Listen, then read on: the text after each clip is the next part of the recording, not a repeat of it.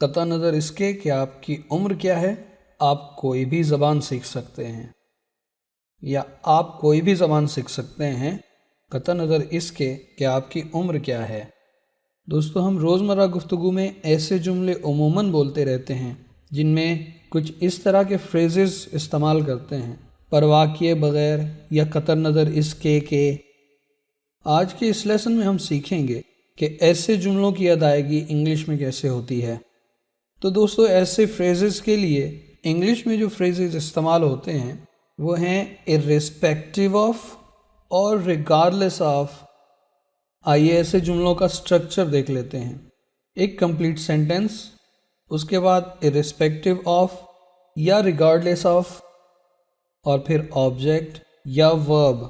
اگر ورب استعمال کر رہے ہیں تو ING کی فارم کے ساتھ استعمال کریں گے۔ آئیے چند جملے دیکھتے ہیں۔ وہ نوکری کھو جانے کی پرواہ کیے بغیر ہمیشہ اپنے سینئرز کے ساتھ بحث کرتا ہے۔ He always argue with his seniors, irrespective of losing his job یا regardless of losing his job۔ قطع نظر اس کی شکل و صورت کے اس نے شادی کا پیغام قبول کر لیا۔ She accepted his proposal, irrespective of his look۔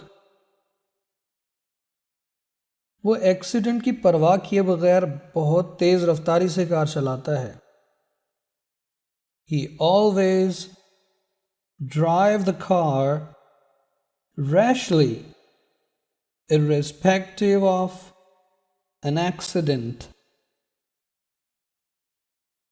وہ بینکرپٹ ہونے کی پرواہ کیے بغیر دریا دلی سے پیسہ خرچ کر رہی ہے۔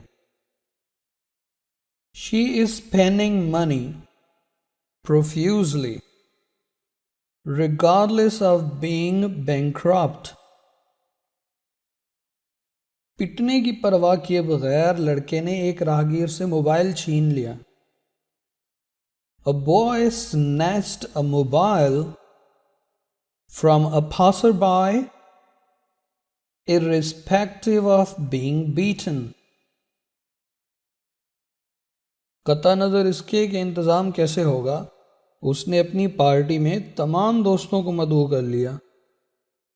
Regardless of how the arrangements would be یا irrespective of how the arrangement would be، he invited all his friends to the party۔